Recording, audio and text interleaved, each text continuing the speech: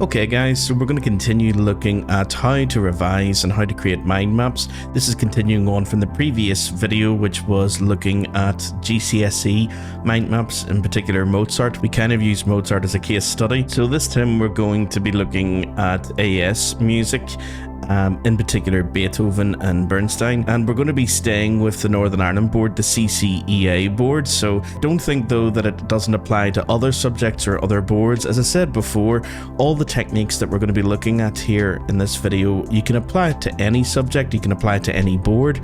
But again, if you have any questions or if you have any comments or ideas on how you would go about it for your subject, or if you need any help with that, do get in contact with me either in the comments below, or you can go on the website and reach out using our email address.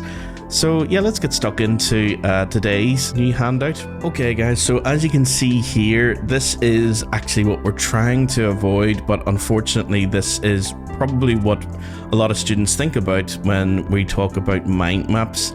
So this is a mind map that deals with one of the Beethoven set works for AS music in the CCEA board.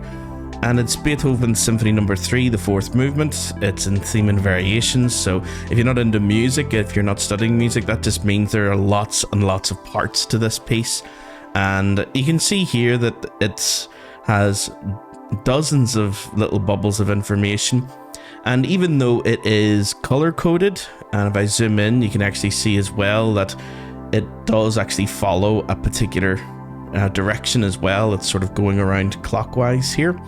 So you would start with the general details in theme 1, then variation 1, variation 2, variation 3, 4, 5, 6, 7, 8, 9, 10, and then you've got a coda section to round off the piece. There are 10 variations, and there's a main theme, there's an introduction, there's a coda. So there's a lot going on here. And if you were doing something similar in a subject you're studying at school and you've got a huge topic like something similar to this, what you don't want is a mind map that looks like this, even though that it's got plenty of color and it has a directionality to it, and even certain things are, you know, got a bold border around them, or even there's certain things that are underlined and in bold inside of the actual boxes as well. There's just far too much information here. Okay, so there's no sense of relationship between all this information. There's no hierarchy, there's no new relationships that we can see. All that this student has done is they've rewritten their class notes and turned them into a big mind map. And for most of us, that's what I would have done as well when I was in school. And even when I got into college, I was doing the same thing for music as a degree, doing exactly the same revision strategies. No one told me any different, didn't read anywhere that there was anything wrong with it. But I've always wondered, well, how as a student, or how are we meant to remember all this? What should we do with all this information? So again, if we jump into the next handout, you'll see what it should look like. Okay, so a bit more manageable. And actually, if I was to zoom in just a little bit more, there's quite a bit here that you don't even need. For example, this stuff at the top here, that's just the same analysis and evaluation questions that I always put into every mind map, just to remind myself what I should be focusing on. So that isn't actually part of the mind map, this stuff up here.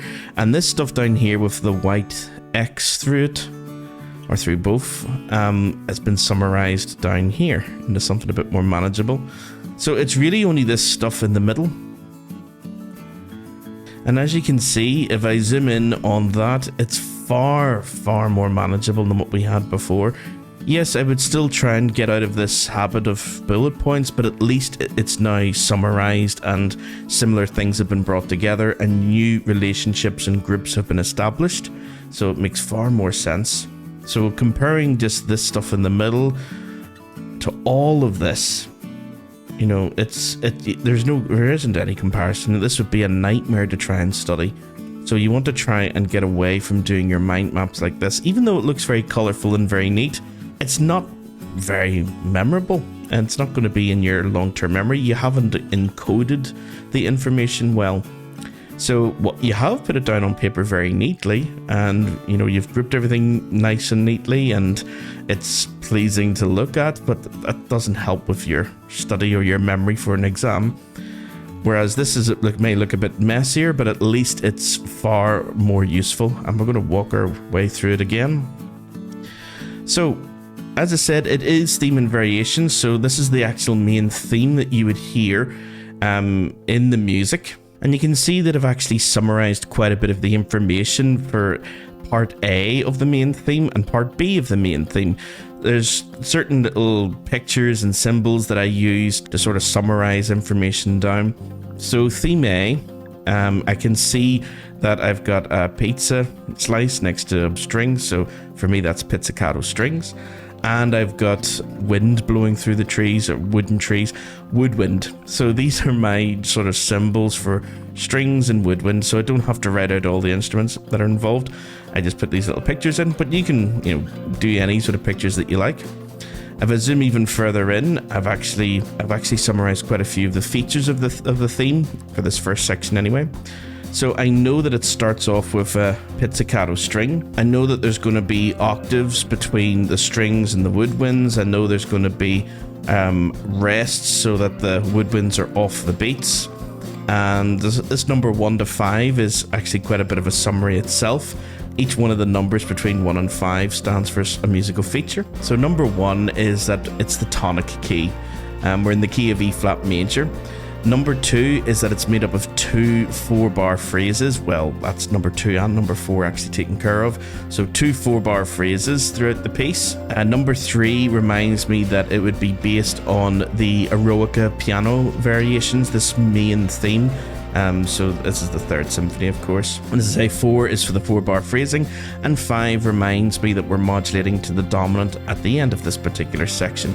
So as I'll just run through that again, 1 to 5. So 1 is the tonic key.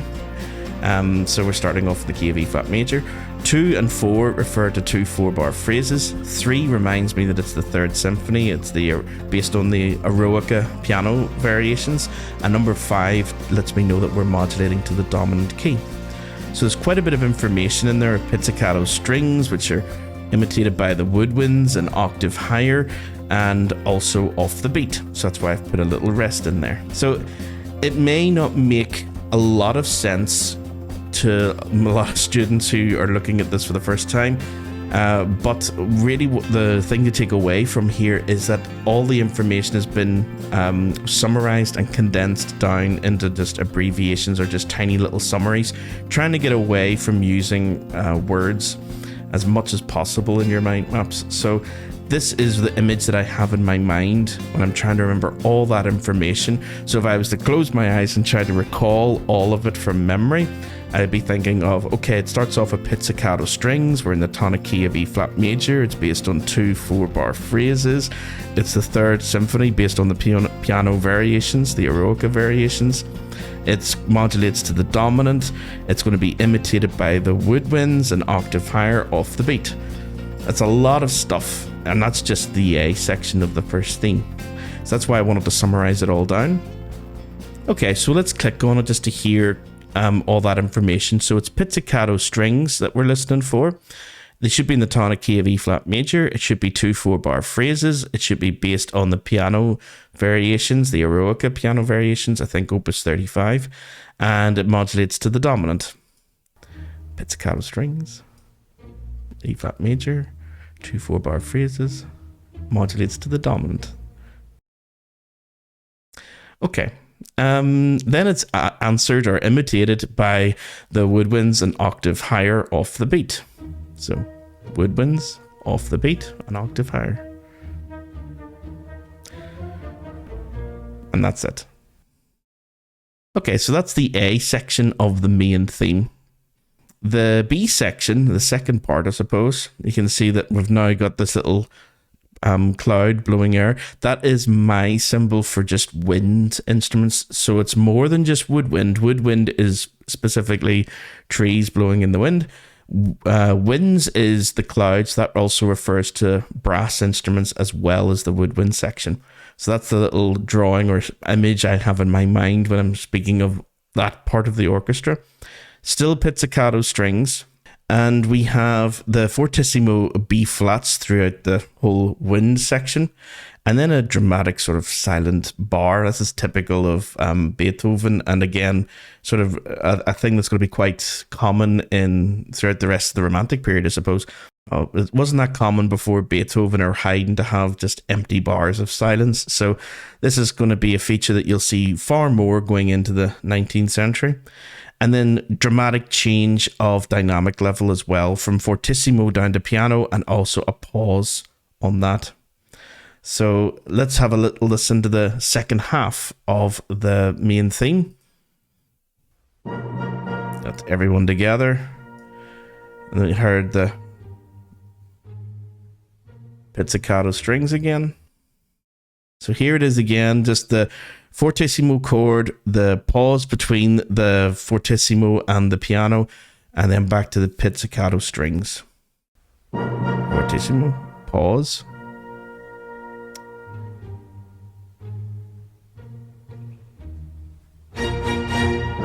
Pause, back to pizzicato strings. So yeah, that's the main theme. Sort of two sections to it.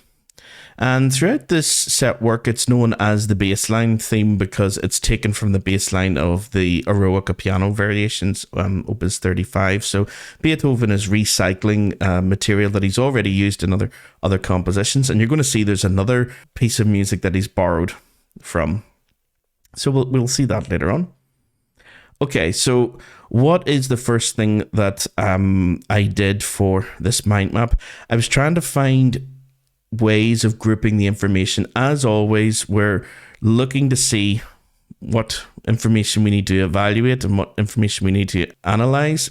So evaluation and analysis, same thing as the last video, guys. I'm not going to go into terrible detail here because I've already gone through it in an entire video on its own, and I've gone through it again in the previous video. But when you're evaluating something, just a quick summary, you're making a judgment call. What are the most important pieces of information and why? So for me in music, that's anything that happens over a long period of time, anything that keeps coming back, that's restated, any one-off dramatic changes, and any important structural points in the music. So those four things, as I say, anything that continuously happens, keeps coming back, one-off dramatic changes, or important structural points in the piece. If I can sort of summarize all the musical features of a piece of music down into those four categories, I'm halfway there to creating my mind map.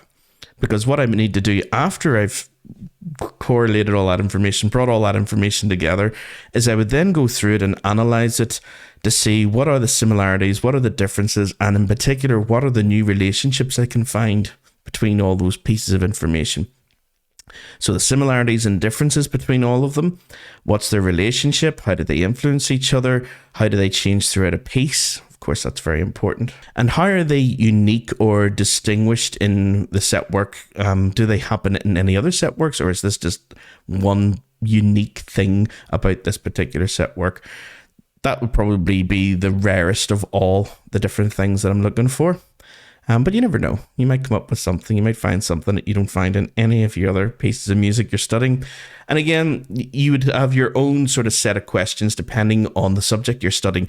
Obviously, if I was doing mathematics or if I was doing chemistry or physics or something, these questions would probably be a little different, but it's still going to be under the umbrella term of analysis, guys. So obviously for you guys studying science or mathematics or English history or the languages or anything, when you pose these particular questions to yourself, you're going to come up with very different topics or very different things to group your information together. But this is what we have for the music side of things.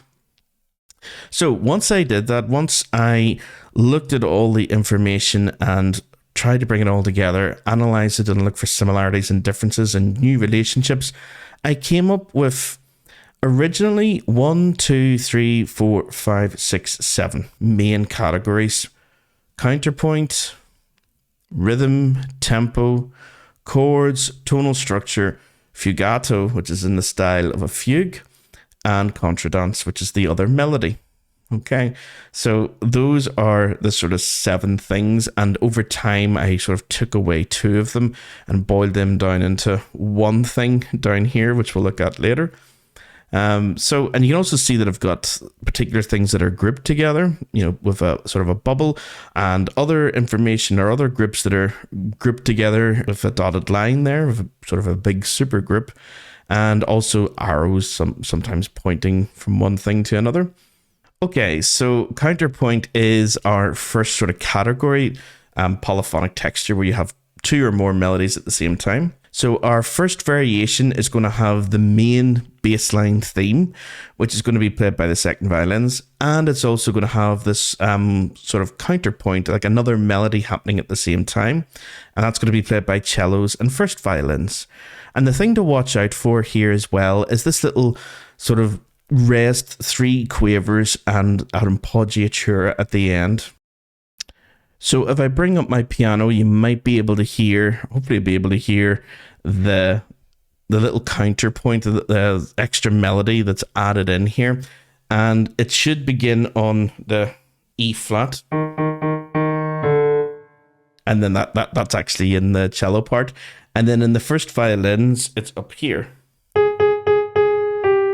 Ba-ba-ba-ba-dum, da-da-da-da-dum. So that's what you're looking out for with that polyphonic texture, that second melody. You're trying to listen out for that little 3 quavers plus an appoggiatura. And the appoggiatura being the note that you lean on into the next onto the next beat.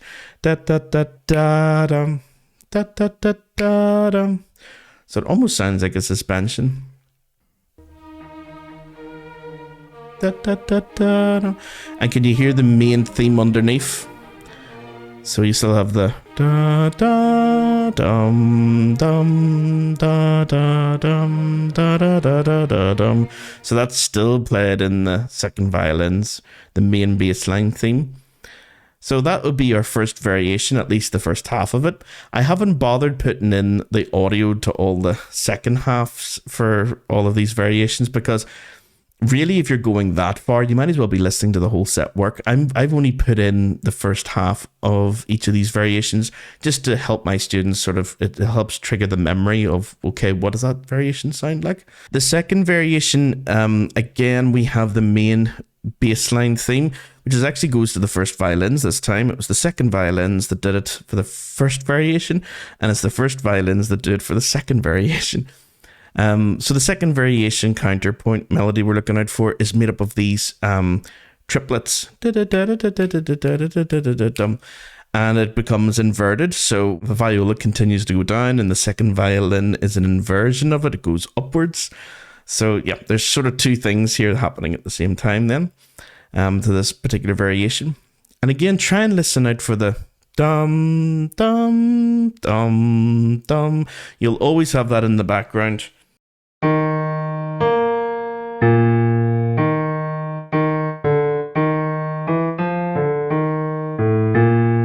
And for that little da-dum, da-dum, remember that's the modulation to the dominant key that we get for this theme.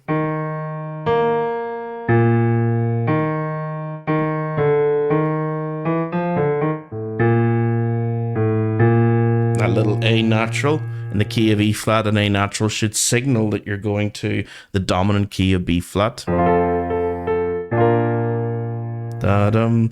So let's see, can you hear that theme, that main theme, on top of these triplets in the viola and inverted in the second violin? There's the first violin doing the main theme, and the triplets, and the whole thing's repeated. So that's the A section repeated.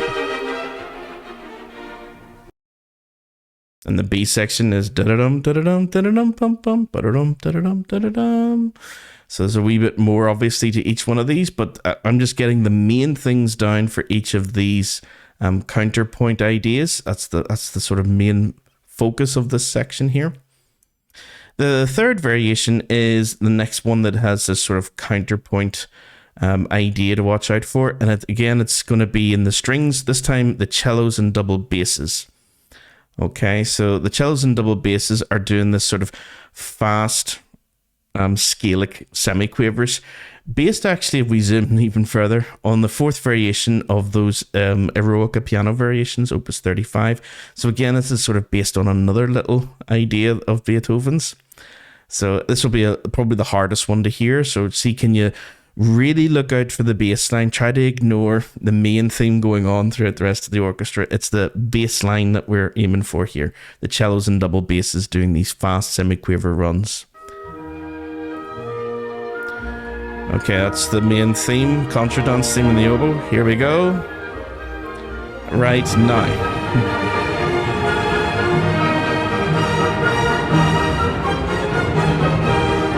Okay, so yeah, that's a tricky one. So why have I put like a big sort of white dotted line around this section, and it's grouped now with the fourth and eighth variations down here? Well, because they're also using polyphonic texture. Okay, so the first three variations are polyphonic because they're using counterpoint. They've got a second idea that is, going against the first idea, the first melody. So you have two melodies at the same time. Fugue, a fugato is just in the style of a fugue, is far more advanced than just adding in a second melody. The second melody that you're adding in needs to be sort of based on the first melody, and it's usually got this sort of tonic and dominant relationship going on when you're using a fugue. So in this fugue, for example, you'll be starting off in C minor. Dum, dum, dum, dum. And then it's going to go to F minor. Da, da, dum, dum, da, da, da, da, da, dum. So the tonic dominant relationship between them is the main thing. That's what makes it the style of a fugue, a fugato. So it is still polyphonic though. So it just like the counterpoint of the first three variations, it's still polyphonic texture. So you can combine in your mind the first, second, and third variations with the fourth and eighth variations. Okay, so the very strong polyphonic textures there. Yeah, so we'll get to the fugato variations in a second. I want us to look at the next thing, which is the contradance, contradance. So the contradance that we're using here, again, this appeared in other compositions that Beethoven wrote. One was for a ballet, the Creatures of Prometheus, and the other one was like a selection of 12 country dances. I think this one is based on, I think it's number 7 in E flat. There's two other compositions Beethoven wrote with the same melody, and he's using it here as well, along with the main theme, the main bassline theme from the piano Eroica, the Eroica piano variations. So two different melodies from other compositions brought together for this composition. The main theme here, you should still hear it in the cellos and double basses in pizzicato. And again, this little idea of that we had before comes back. That if we follow that blue arrow, that goes all the way back to the first variation. So it had an appoggiatura there. But here you should hear just in the accompaniment as da da da ba ba ba ba ba ba ba ba ba. Okay, so the third variation has the oboe, and then the violins and violas are the instruments repeating it, and the main theme is still pizzicato, cellos and double basses, and the bass line there. Bum, dum, dum. That's the main theme. Ba ba ba ba bum. So, and then the oboe was doing da dum da dum da da da dum. That's the country dance theme. So that's the first time we hear it, is in the third variation. You don't hear it in the first or second. Then we're going to skip the fourth because that's going to be the fugue. And the fifth variation also has the country dance theme, but this time in the flute and first violins. Cellos and double basses are still doing this idea, but there's no main theme here. It's just ba ba ba ba ba ba ba ba ba ba ba. It is just accompaniment. The main theme is not here in the fifth variation. Ba ba ba ba ba ba ba ba ba. And the flute and first violins. Da dum da dum. So the flutes are quite high there. with the first violins and cellos and double basses. Okay, so cellos and double basses are doing the pizzicato line. The seventh variation, only the A section. There's no B section to the seventh variation, so it's probably one of the shortest, if not the shortest variation. And again, flute and first violins, just like it was in the fifth. And again, the cellos and double basses doing this pizzicato idea, but they're using it now for the theme. And again, we're getting the same rhythmic idea, the same rhythmic motif that we had before. So you can already see that the relationships are beginning to build up. And there's a lot of similarities from one variation to the other. Even though you think, you know, if it's theme and variation, surely you have a theme, a main idea, a main melody that's then varied. That's the whole point. Yes, but that doesn't mean everything is going to completely change the whole way through. Only little bits will be added or taken away. Okay, so the seventh variation then is, at least instrumentally, it's very similar to the fifth. The same instruments are playing the melody, the same instruments are doing the accompaniment, the same rhythmic ideas are present. So if we just click back and forth to see, can we hear the similarities? So here's the fifth variation again. And here's the seventh variation again.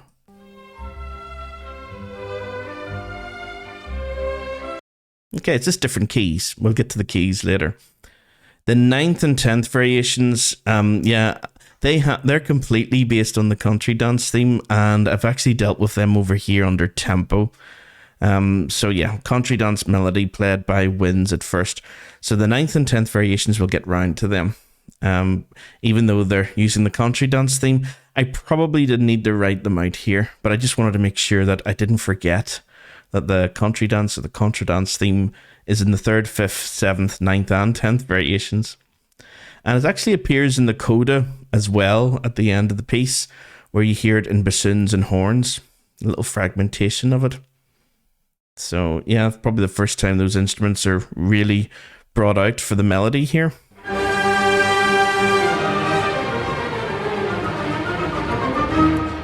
Here, that's the horns and the bassoons.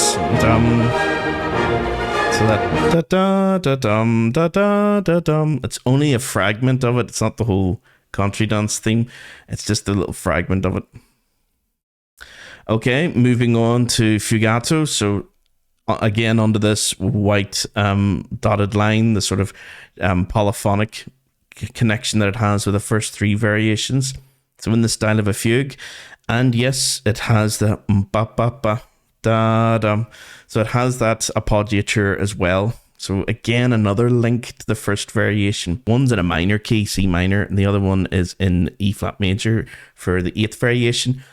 But they're kind of treated exactly the same way. It's the string instruments that are their main sort of focus. Both of them have the same sort of accompaniment ideas of the rest with the 3 quavers and then the appoggiatura. And both of them kind of treat the fugue the same way as well, that you start up high in the string section and work your way down. In the 4th variation, you start in the violins, and then the second violins come in the F minor, and then the violas come in, and the cellos and basses. So it works its way down through the texture of the string section. And in the 8th variation, it just starts in the second violin and works its way down. So not much of a difference there, except that the theme is inverted. Okay, so I'll play the 4th variation to let you hear it, and then we'll listen to the 8th variation just to compare them. Remember, comparisons, similarities and differences make those connections strong. I probably should have put that in bold or highlighted it or something just to remind myself that this is inverted, this variation. So here's the 4th variation. So that's in the violins, in C minor, second violins, and F minor.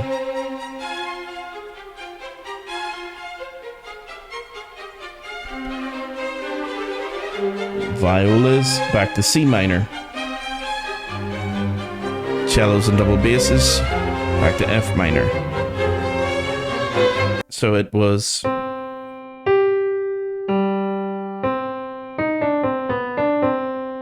Okay, so that's kind of the main idea for that variation. That's the main idea for that variation. It starts in C minor as a fugue.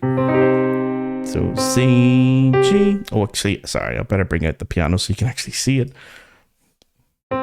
C, G, octave leap, as same as before, except it was an E flat. And then a little bit of a continuation of it. Okay, so that's the fourth variation, and I'll play it again in a minute just so we can compare it with the eighth variation. But the eighth variation doesn't go like... with that fourth variation, it went up, dum, dum, up a fifth, and then drop down an octave, and then back up to C again, da, da, da, dum. In the eighth variation, it'll do the other way around. It'll go down and then up and then back. So rather than going up and then down and then back, the eighth variation will go down and then up and then back. So here's the eighth variation fugue. Da, da. So that's the second violins, violas,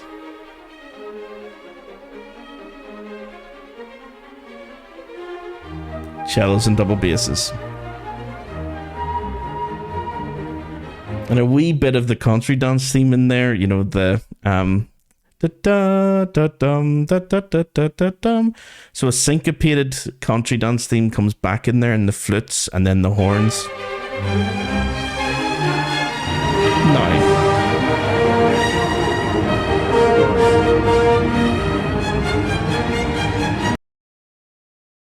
Dum dum dum da da da da da dum dum dum. So the flutes and horns have a little bit of the country dance theme that sneaks in there. Okay, so what were the keys there? Well, you're starting off in E flat major.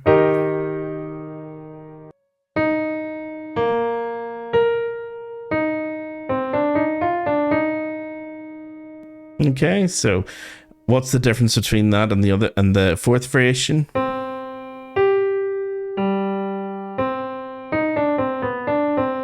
So dum dum went up a fifth. This one goes down and then up an octave.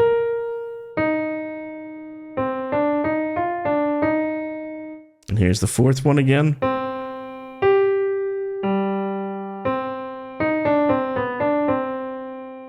Okay, so they're just inversions of each other, really.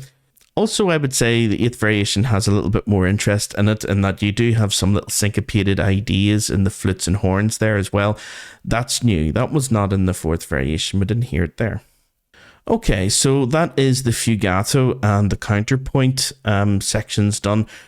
Bringing them together in your mind is important because it'll help you sort of, you know, have 5 variations together, and that's kind of half of the set work. The other 5, which are then together, would be the country dance theme ones, the 3rd, 5th, 7th, 9th, and 10th. So the 3rd is kind of, you know, an overlap there. It's a part of the counterpoint group, and it's also the first time you hear the country dance theme. So they're together. The next one that I want to have a look at here is the 6th variation. Now, this is kind of like the ugly duckling of the whole group in that it's kind of out on its own, and I really don't like doing that with revision, is having something that's got a very tenuous link to the rest of the set work. But that's just the way this mind map, this revision worked out. The rhythm is the main thing to watch out for here, and I did try to, you know, at least have it connected to the 9th and 10th variations, and that rhythm's very important for those ones as well. But the 6th variation is a completely new dotted rhythm idea, with the main theme is in the double bass, so at least the main theme is there. The country dance theme isn't, but it's such an unusual melody. It's a completely new idea, and it sounds like it doesn't belong to really any other part of the set work, and it never really comes back or gets developed in any way. You hear it once and then you move on. So the 6th variation has this dotted rhythm idea, and you can still hear the double bass doing the main theme. Dum, dum, dum, dum. So it's a little fragment of the main theme. So there's not much else to that variation that connects it much to the rest of the piece. The rhythm of it, though, this dotted rhythm, that dotted rhythm idea comes back in the 9th and 10th variations, but it is double dotted. So it's not just a dotted quaver and semiquaver, it's a double dotted quaver with demi-semiquaver. And there's no main theme here. There's no baseline theme. It's completely the contradance melody, the country dance melody. As I say, I did mention it over here, but I only mentioned it. But my students, if they have this, would be able to sort of, click on those and listen to them there as well. But yeah, it's probably better to sort of deal with it over here, as it's the main one-off dramatic change, I suppose, going back to our criteria for making mind maps. There's a huge change in the tempo here. We're down to quaver equals 108. The original tempo at the beginning of this piece, where you hear those crazy descending semi-quaver scales and the violins in the wrong key of G minor. So the tempo there, at the beginning of the set work, allegro molto, so fast, very, very fast. That was minim equals 76. If we were to take that tempo and translate it into crotchets, then into quavers, the minim equals 76 is the same as saying, crotchet equals 152 or quaver equals 304. So this new tempo marking, poco andante, little sort of, walking speed, quaver equals 108. That's like 30% almost of the speed of the beginning, or you could view it the other way. The start of the piece was 3 times faster. So it's really huge reduction in tempo and in speed, to the extent where it's very hard to feel the pulse. And that's the sort of main thing to watch out for the ninth variation. It's a huge dramatic change. That should be very obvious to anyone studying the set work. So here is the ninth variation. Doing the country dance theme, ridiculously slow. And it's played by the woodwinds at first. Still in the key of E flat major. We'll look at the keys in a minute. And nobody else, just the woodwind section. Compared to the craziness of all those fugues, it's kind of a welcome change. So that happens right after the eighth variation, the fugato one that we looked at a second ago or a minute ago. It's a huge change in mood in the piece. Also, the ninth variation has a lot of rhythmic complexity as well. Later on in the piece, you hear like syncopation, dotted rhythms, triplets, and semiquavers all happening simultaneously. And those are like the top 4 things when it comes to rhythmic features in any set work for GCSE A level for any board. When you're asked about rhythmic features, you should be thinking triplets, you should be thinking dotted rhythms, you should be thinking syncopation, and you should be thinking semiquaver, scalic runs, or just use of repeated semiquavers. Those are like the 4 main rhythmic feature ideas. Usually one, or if not all of them, appear in a question in the exam paper. So if they ever ask about rhythmic features, if you were to use one of them, you're probably going to get a mark. They're so common in any piece of music. So let's have a wee listen to the rhythmic complexity. So, dotted rhythms, triplets, syncopation, and uses semiquavers, all happening simultaneously throughout the orchestra. It's still the country dance theme. And more triplets at the end. Dun, dun, dun, dun, dun, dum, dum, bum, bum, bum. And that brings us neatly then into the 10th variation, the heroic variation, where those triplets continue. More use of timpani and the brass instruments as well.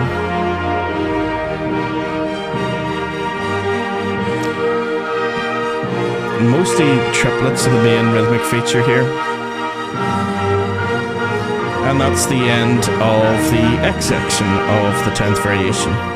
Now, I did say we would look at the tonal structure of this piece, and that's probably the hardest thing when it comes to studying this piece. How do you get around so many different key changes and all the use of different chords? There's a lot of different chords in this piece, from dominant 7th chords, diminished 7th chords. There's even, I think, an Italian augmented 6th chord. There's also dominant minor 9th and dominant 9th chords. There's a lot of harmonic features, and the thing that a lot of students will do is, yes, they will just start listing them like this. You know, the intro ends with, or the transition passage ends with a diminished seventh chord, or the fourth variation ends with a diminished seventh chord, or the fifth variation is a dominant ninth or a dominant minor ninth chord. You're just making lists at this stage, and it's just too much to remember. And also, this isn't all the variations. These are just the sort of special chords that appear at different parts of the piece. There's nothing here about what key each of those sections is going to be in. So, you know, there's more that you would need to add to this. This isn't finished. And this is the other part then, which is the tonal structure, which doesn't focus on the chords, just the keys this time. Intro starts in the wrong key of G minor, then it goes to E flat. Second variation is a suggestion of A flat. Fourth variation, the fugue, goes from C minor to F minor to B flat minor, and so on and so on and so on. So again, it's just a list of information. And if you watch the previous video where I was talking about the GCSE set work, lists are the thing you want to avoid if you start getting into this habit of just making endless bullet points, especially if there isn't any relationship that you can find even between them. You know that they're linked and that they're, you know, different keys, but that is like the most basic relationship that you could find between them. You would need to find deeper, stronger connections than that to make it memorable, which is what I tried to do down here. It almost looks like a menorah, actually. Like it's just like a whole row of sort of candles here. I've actually put a dotted line down the middle of it to sort of divide it into two parts, just to sort of emphasize some of the relationships. So the beginning was in G minor, the wrong key, and then it does go to E flat major. So there's the beginning, G minor, into the dominant seventh chord of E flat. Repeated over and over again. Dominant seventh chord. There it is there. Dum da dum. And then you get into the main theme.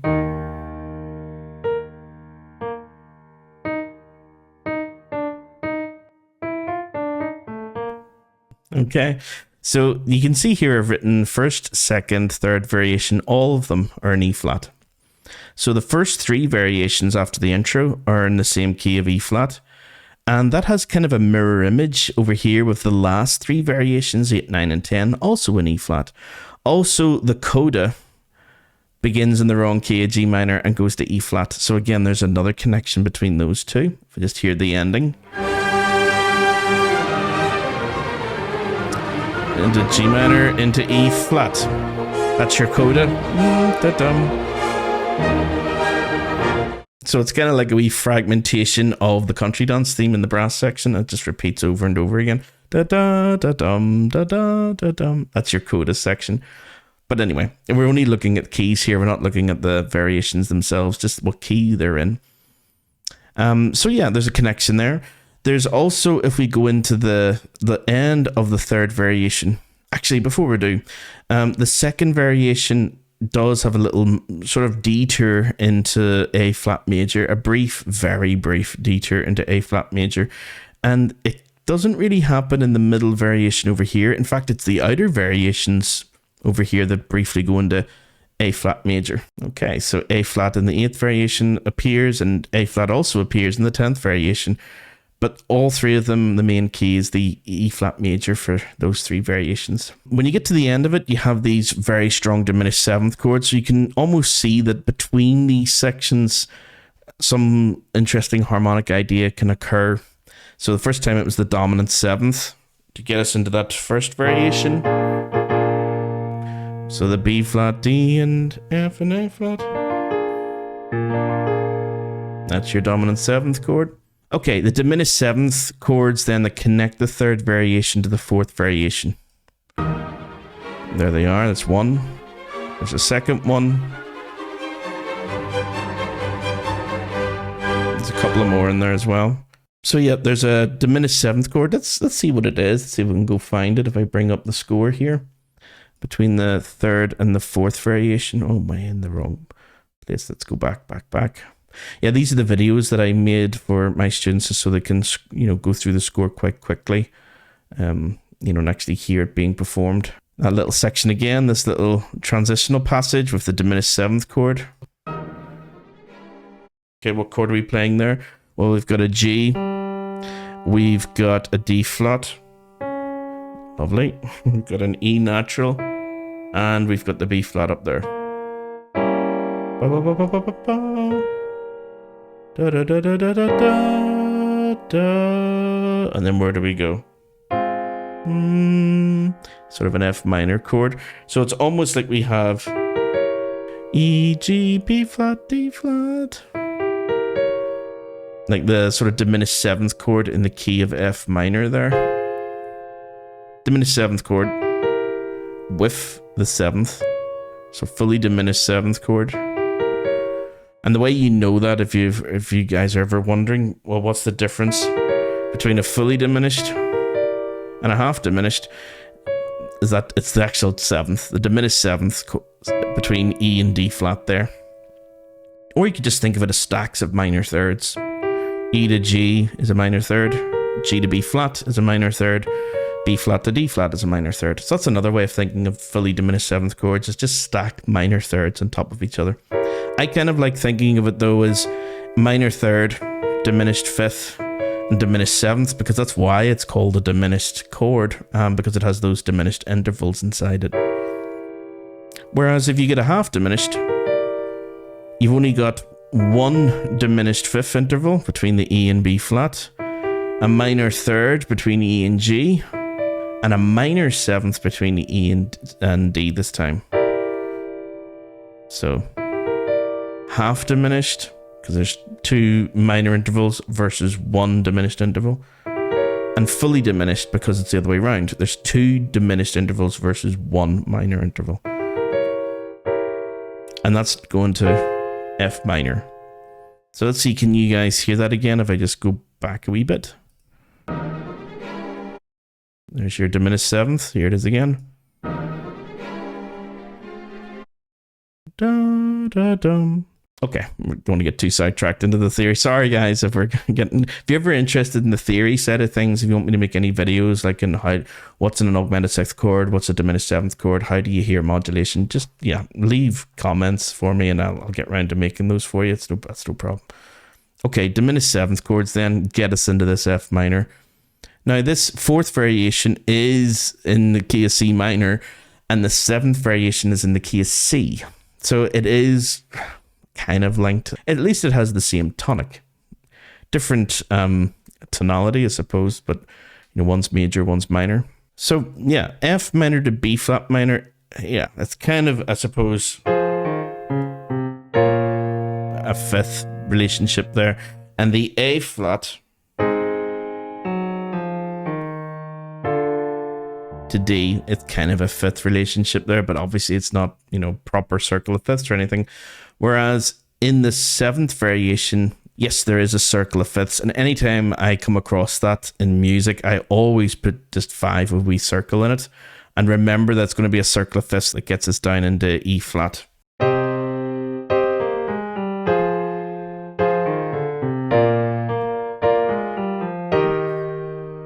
Okay, so yeah, let's have a wee listen to it.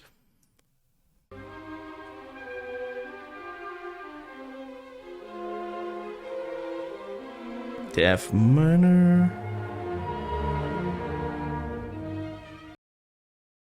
Yeah.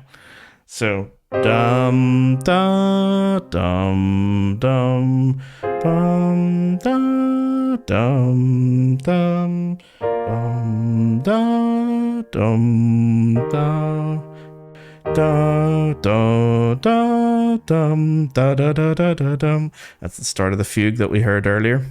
So we approach that, we get into that E flat key through the circle of 5ths. So here we go again, C minor to F minor, B flat,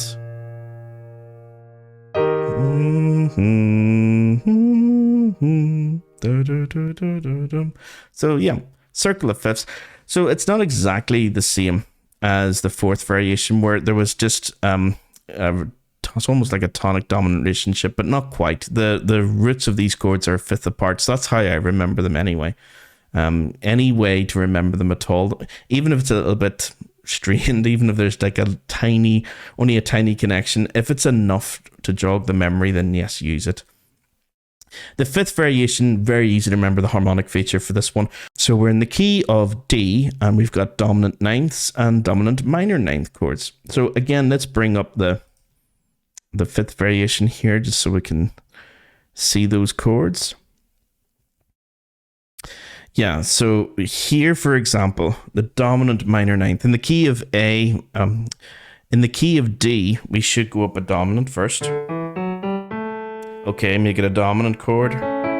Make it a dominant seventh. Make it a dominant ninth chord. And then make it a minor ninth. So anywhere you see those B flats, that's your minor ninth chord. So it's da-dum, da-dum, da-dum, da-dum. Then when something like dum, dum, dum, dum, dum, something like that. That's if we listen to it anyway. See, can we follow those dominant minor ninth, dominant major ninth, dominant minor ninth, dominant seventh. Then you're 1, 4, 1, C5, 1. Very standard chord progression, the cadential 6/4 there. So here we go, just from here. Dominant minor ninth, major ninth, minor ninth, seventh, 1, 4, 1, C5, 1. Now let's go back a wee bit. Hear it again. 1, 4, 1, C5, 1. Okay, so here we have the A way down in the cellos and double basses. We have the B flat in the violas, and we have the E and the G in the first violins. And even looking at that flute doing those little arpeggios, it's kind of outlining most of the chord for us. So it starts off with the minor ninth.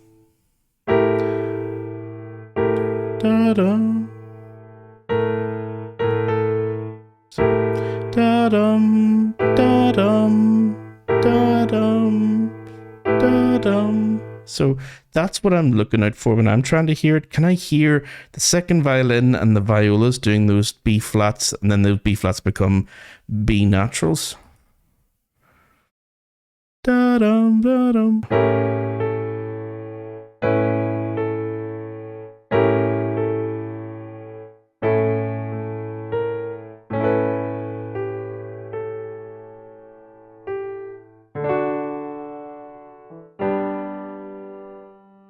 And then your cadential 6/4. Yeah, so those are very easy to remember. It does happen elsewhere in the piece, but the fact that it's a dominant of the chord 5 happening in the fifth variation, there's, it's a lot of attention's been brought to it there. So far more than what happens later on in the music. But yeah, that's what you want to sort of listen out for harmonically for the fifth variation. When it appears again later on with the Italian augmented sixth chord, it occurs almost right after it. This little selection that I'm about to play, there is a dominant ninth chord in there, but the Italian augmented sixth, it is so ridiculously fast. It's at the very, very end of the absolute end of this extract here.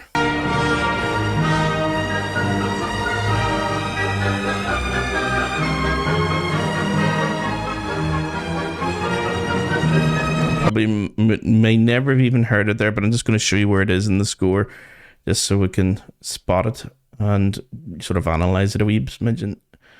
Yeah, it's there. It's like the second half of the second beat, and then you're into like another sort of transitional passage right after that.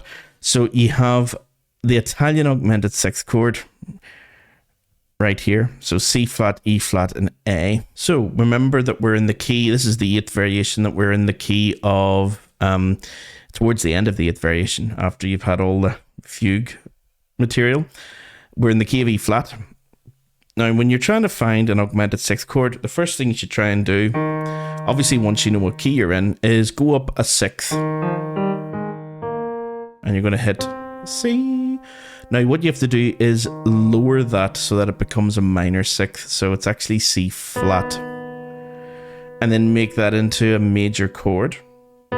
C flat, E flat, G flat, and add your augmented sixth over the top. It should be considered, you know, as an A flat. That would have been your normal sixth. A flat. But if we raise it, we've made it an augmented sixth. So it's A natural. We don't actually need the fifth. So it's really just C flat, E flat, and A.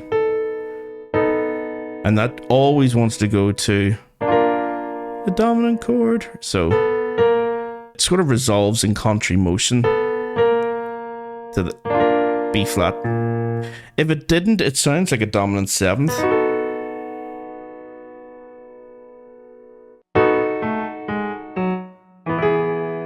You know, if you treated it like as a B7 chord, but it isn't a B7 chord, it's C flat, not B.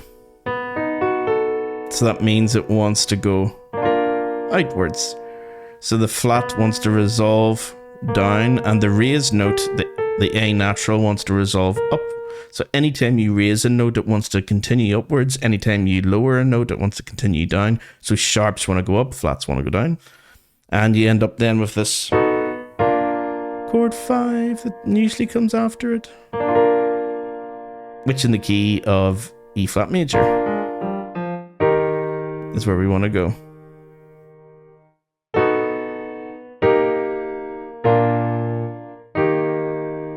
Yeah, so that is your Italian augmented sixth chord. If you take away the fifth there, take away that G flat, and you've just got your C flat, E flat, and the augmented sixth, which is A natural.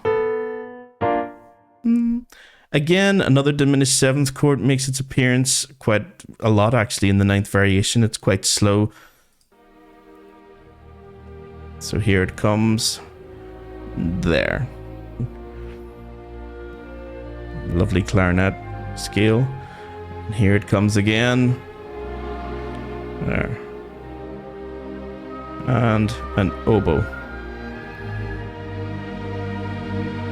Lovely part of the piece there. So if we just go ahead a wee bit further into it, there's your ninths, I should say, that we've already heard right before the ninth variation.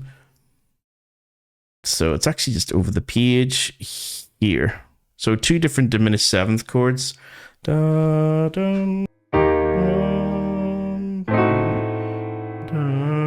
da, dum.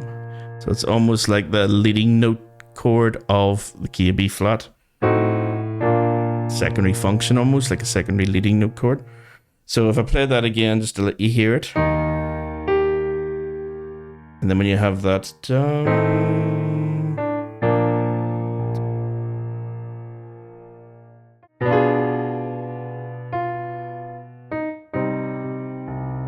so that sounds almost like we went to C minor there briefly. So we're almost tonicizing, I suppose, as they would say in America. You're tonicizing C minor with that second one. And in the first one, you're tonicizing B flat, the dominant. So tonicizing the dominant, tonicizing the relative minor. So it starts off in E flat. And you have that.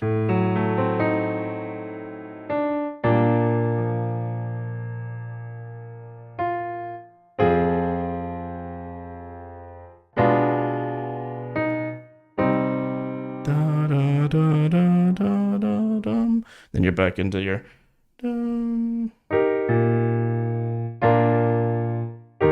E flat chord.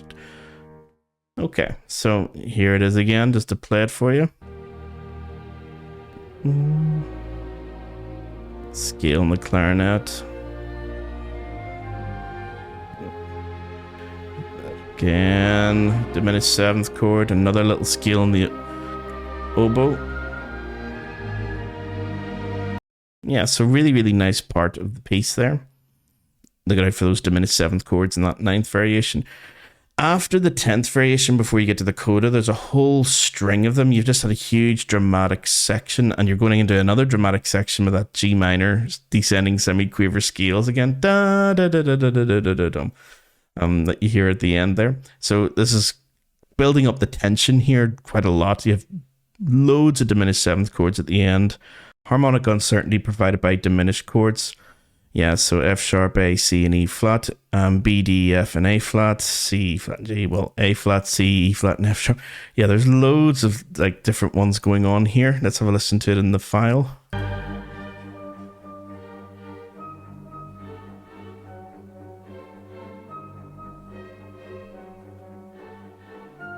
So many diminished seventh chords there happening one after the other. And then right after that, you've got your da do do do do do do dum, your G minor part, and then da da da dum da da da dum, and the horns. Yeah, so that's getting into the coda, dramatic coda. I think there's about 20 odd bars, and in this coda where it's just chord one over and over again before you get the final chord one. So yeah, lots of E flats there. So you can see how by just rearranging. That's all we're doing there. We're just rearranging all this information that we had up here into something a bit more manageable. And it looks like a candle holder. And that's okay. If you want to make it into a shape, that's fine. And it may even help you remember it more. But the main thing is, regardless of what shape or whatever you come up with, is that you should see the new relationships you've created between the first three and the last three variations, the fourth and the seventh variations, and the middle variations. There's not much, admittedly, other than the fact that you have the dominant major and minor ninth chords there going to like a dominant relationship, a tonic dominant relationship, where your D is falling to G minor there. And also in there, you've got another key that fights with that G minor key, the C minor key, another sort of tonic dominant relationship there as well. So there is ways of remembering the tonality rather than just thinking of a whole list of stuff. You know, okay, this is E flat major, this is C minor with A flat major here. Then we have to remember all the diminished seventh chords, where do they occur, all the dominant minor and major ninth chords and dominant seventh chords. It's just too much to remember as a list like this. You must be able to sort of create your own better versions of it, summarize it down and make it into some sort of memorable picture, and try your hardest. That's your real revision, guys, is actually just to try to find the new relationships between the information you're trying to remember. And the stronger and the more original those relationships are that you have found them, you haven't just relied on, you know, your teachers or tutors to find it, that you've put in the hard work to do it, I guarantee you will remember it far more, because the very act of you doing that is your revision. You're not just sitting there passively writing out, you know, your class notes again, or even worse, just highlighting your class notes, or just, you know, making a mind map that looks like this. I'm sure this would have taken hours to do. Well, maybe not if you're using a program, but well, actually it would have, because you'd had to have gone in and found all the musical features for every single variation. But there's no way I would know about how any of these variations relate to each other or how to group them together. It's just awful, even though it looks really pretty. Okay. And of course, I could take out all this stuff at the top and take out all this stuff at the bottom, and it makes it even far more manageable and appealing to the eye to revise. And then what I would try and do is maybe do the same thing that I did for the theme here, is try to get rid of all these bullet points within each of these sections and sort of take out as many of the words as possible and just make them into little concepts and, you know, ideas, rather than, you know, entire sentence, the fourth variation, first violin, down to the double bass line of the main theme. You're trying to take out all that sort of stuff as much as you can. Again, this is not finished, but is your revision ever really finished? Can you ever just turn around and say, there is my revision for this set work done? You know, I don't have anything else to do with that, and, you know, I'm ready for my exam now. No, you'll always be tweaking it and going in and, you know, changing things, revising things, taking other things out. And that's good. That's what your revision should be. Yeah, so hopefully you can see how this is more useful than this. And this is what you're aiming for, and beyond, to try and summarize that down even further. If I just go briefly into another AS set work, just to show you again other relationships that you could find. It may not just be, textures or musical features like that. This is another set work for the AS music syllabus in Northern Ireland, CCEA syllabus. It's the Tonight Quintet. From Bernstein's West Side Story. The thing that I was looking for here is, okay, what are the main sort of relationships in this piece? If you want to sort of list, again, try to get away from lists of the classical features of the piece, the sort of big picture ideas, they're all listed there. And the jazz features of the piece, again, each of these I could click on to let students hear. A9 and G9 chords, let's see, can you hear? The Puerto Ricans grumble. Fair fight, but if they start a rumble, we'll rumble them right. Okay, so that's just a little section there with the A9 and the G9 chords. And also each section will have its own sort of harmonic features. So the main sort of jazz features for this whole set work are mostly based on harmony. I know there's a lot of other jazz features in the piece, but those are the main jazz features are these ninth chords, the sort of dissonance of B minor and A minor at the same time, the more ninth chords, so extended chords, use of diminished chords, use of pivots to get from one key into the other, like a pivot note B to G7. So you have this G sharp minor chord.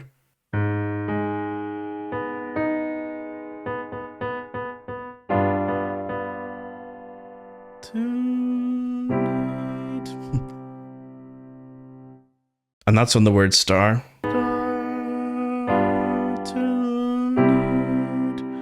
So how did we get from, the A9 chord? So it's almost like that you have the A9 chord. Well, there's the ninth. And it's like an ostinato pattern between the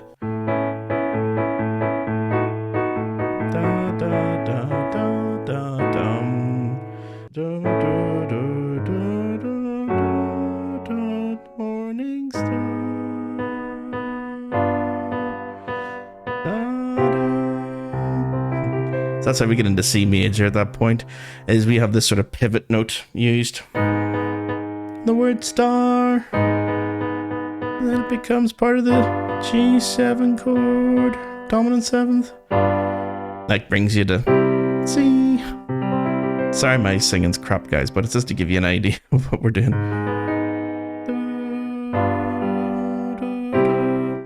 Okay, so the use of jazz harmony there is a big feature of this piece, of course. But more than that, I thought, than just listing of the classical and jazz features, is finding what unites all of the verses together. This idea of tension. Why? Well, if you know the background or the story to West Side Story, obviously the Jets and the Sharks, the sort of racial tensions between the two gangs.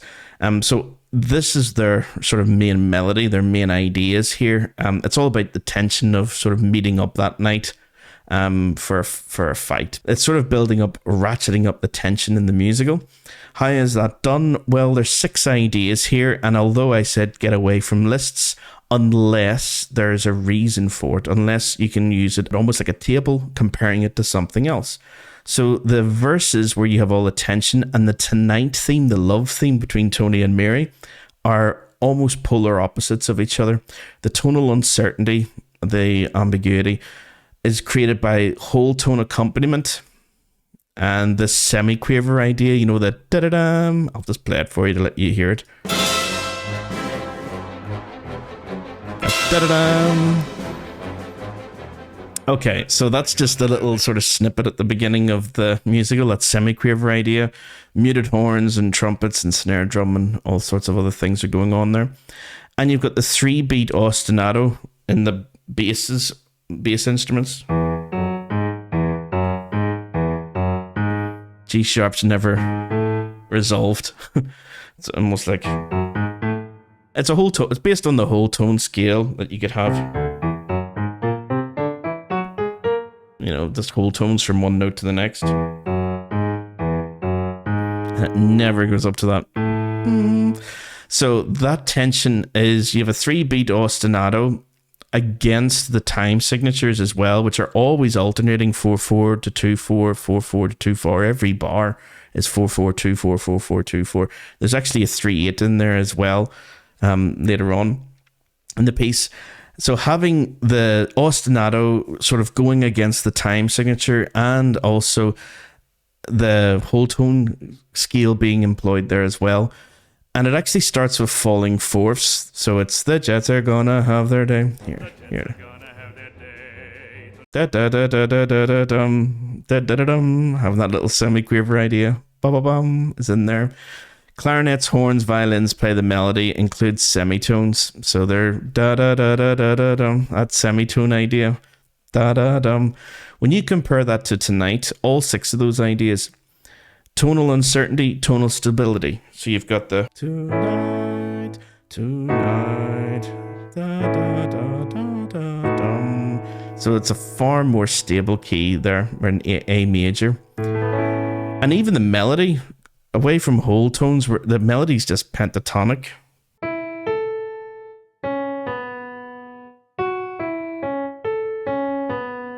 So the notes we're using.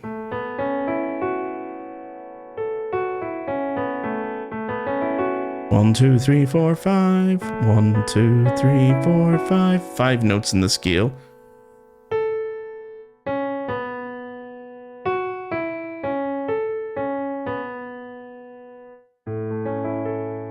Okay, so the melody itself is very, very stable. No dissonance inside the actual melody, because it's impossible really to get a dissonance in a pentatonic scale. So you have very sort of nice pentatonic melody. Tonal stability, solo rendition of the Tonight Balcony scene that was earlier on in the set work as well, as opposed to having all the gangs singing against each other. This is a solo rendition, so it's completely different again. It's just in terms of how many people are singing. The 3-beat ostinato and the constantly changing time signature, and the 3-beat ostinato that's never resolved. You have a new begin rhythmic pattern, that umpa ba umpa umpa umpa da da da da da da. You can see a couple of guys on YouTube who know how to play that on guitar. It sounds far better than me butchering it on the piano.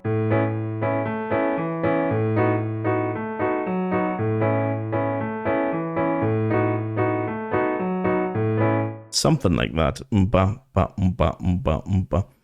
Also, the unchanging time signature, it's cut time, it's 2/2 time the whole way through, whereas in the verses it was constantly changing back and forth from one time signature to another. The verses starts with a falling fourth, the tonight theme starts with a rising fourth, tonight, instead of the Jets, da-dum, da-da-da-da-da-da-dum. And the use of semitones there as well is very different from what you have in the pentatonic scale. And also the violins and cellos play a 3-note melody in there as well, the CED. Yeah, so that wee section where the violins and cellos are playing that 3-note melody, that happens just before you get to the, today the minutes seem like hours, the hours go so slowly. So it's the...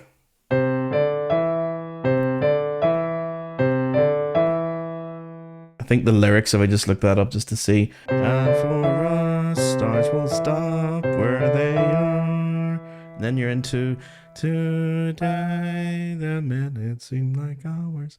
Okay, so the violins and cellos are sort of playing along with the melody there. So it's kind of similar to the verses, I suppose, where all the instruments there are doubling what the singers are doing there. The da-da-da-da-da-da-dum, that semitone idea. Yeah, those guys are playing it. So it's not just that they're always opposites. There is a bit of an overlap there. I probably could have put like a connection between those two to make that relationship stronger, that they're similar. All the others are kind of polar opposites. Okay. I've also put up here, as well as having all the classical, the jazz features, I've just reminded myself up here about how does each verse sort of start. There's 4 verses, riffing the Jets are gonna have the day. Then it's Bernardo and the Sharks. We're gonna hand him a surprise. All of this is in A minor. Anita with the lip smear on the alto saxophone and the swung rhythm. Anita's gonna get her kicks. Da da da da da da da da. And then when the tensions increased even more for that final verse, the tension goes up, and so does the key. We're going up a third from A minor up to C minor. So riff is then sort of pleading with Tony, I'm counting on you to be there. You know, don't let me down. You're kind of like an ex-member of the gang, but you should be there to sort of back us up tonight. That's the sort of what's going on there. All 4 verses, very similar material. Most of them in the same key of A minor, except the last one, which is in C minor. And watch out for Anita's lip smear on the alto tenor saxophones and the swing rhythm in triplets there as well. Okay, so that's the sort of verses, the tonight theme, which is kind of the opposite. And then there's the chorus. We're gonna rock it tonight. We're gonna jazz it up and have us a ball.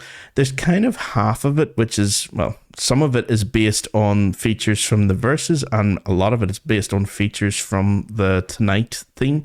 So the tonal instability that we had before in the whole tone scale, that's all transposed from the opening. So there's another connection with the opening material.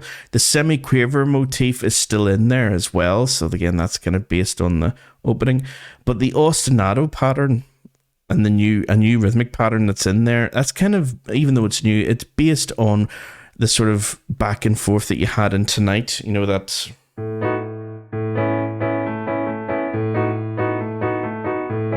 sort of that harmonic ostinato kind of has something similar here. An unchanging time signature, just like the tonight theme, except this one's in 4/4. Starts with a rising fourth, just like the tonight theme, and saxophones and violins accompaniment in whole tones instead of semitones. So kind of a bit of a connection, you could argue, with the semitones. It's just, it's whole tones now. So again, making another bit of a connection between those two. Tonal stability in A major, but there's some blues notes. There's G's and B sharps. So,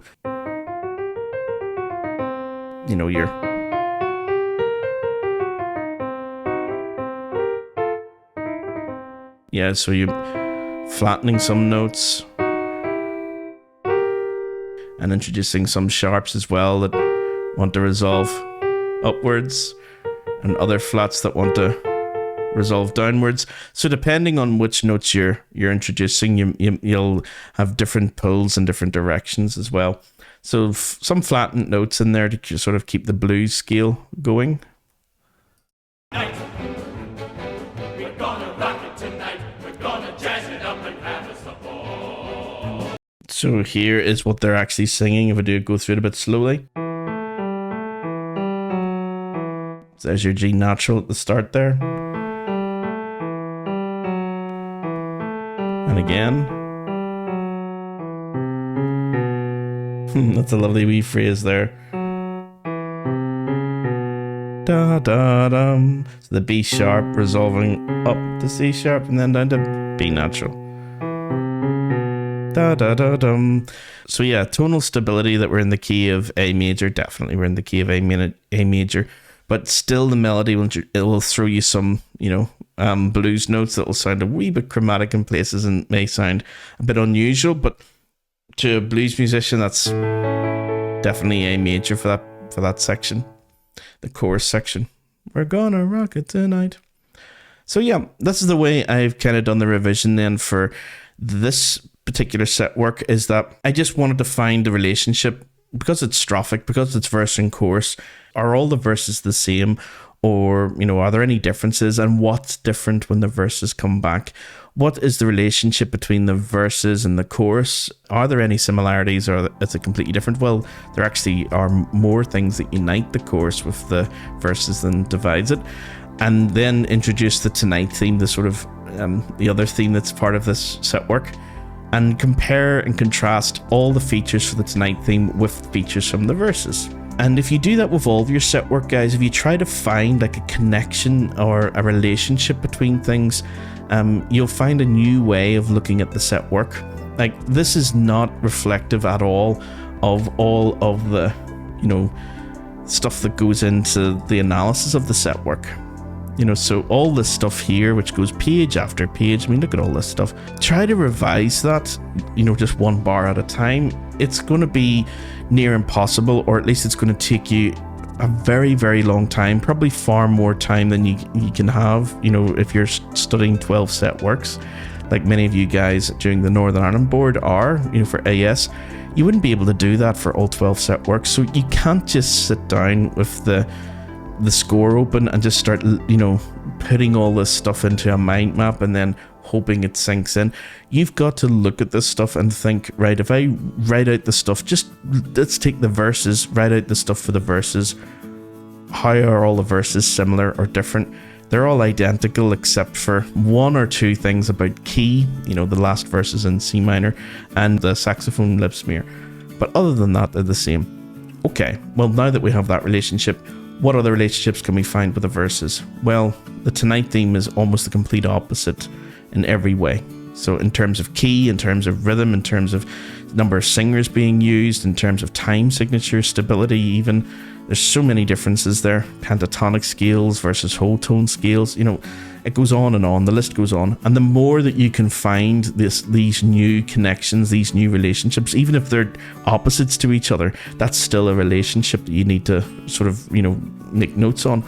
The more you do that, the more sense the set work is going to make, and the more information that you'll be able to, you know, maintain.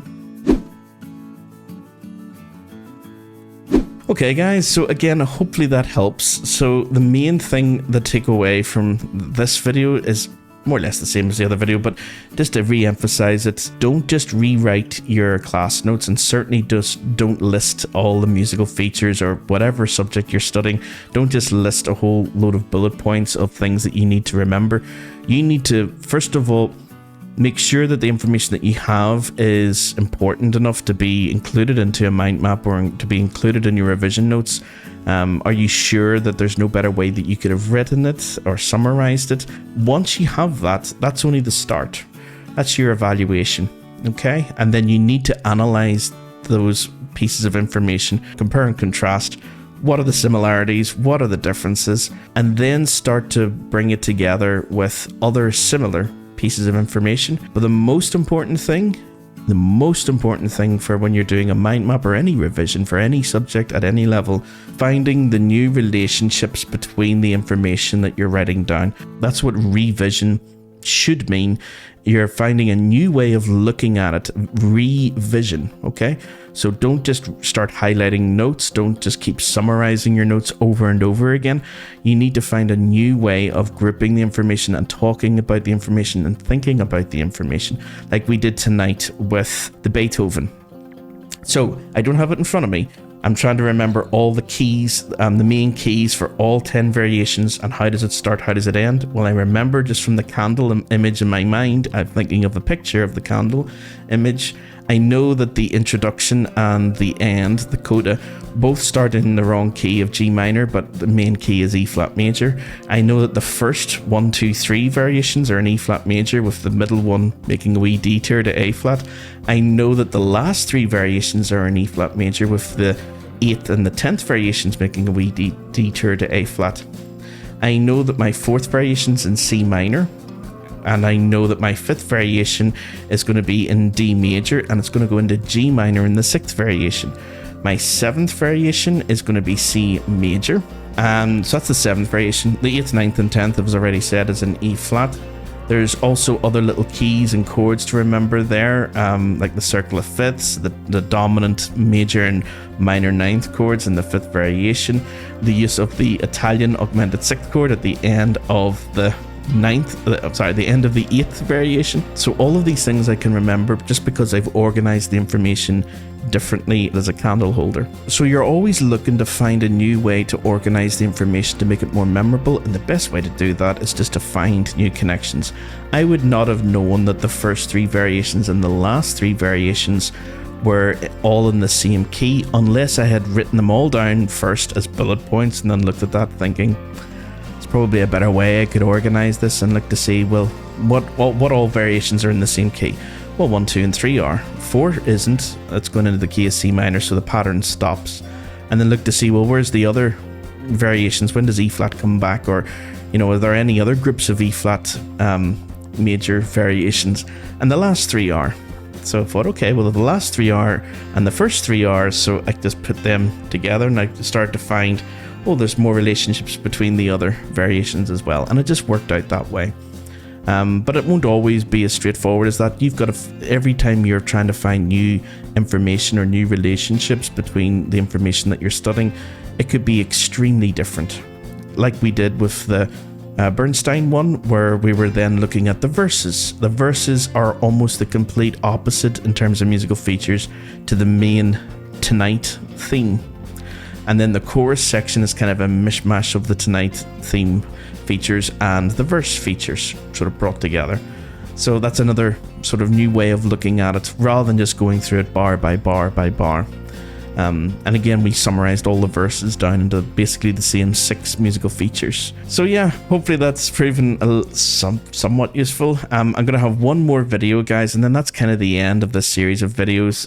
To sort of bring everything to a close, I'll be looking at the A2 set works. Even though it's for A2 and in the next video, I would still say that if you're doing GCSE or AS, I would still very much encourage you guys to watch that video anyway, just to see what happens when you come across a set work that you find extremely difficult to make into a mind map and you can't find any relationships. What do you do?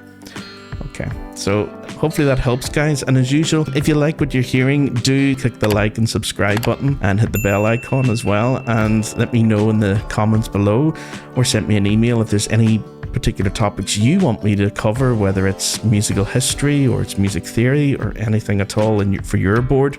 Anything that you find particularly tricky, do let me know, and I'll see you again in the next one.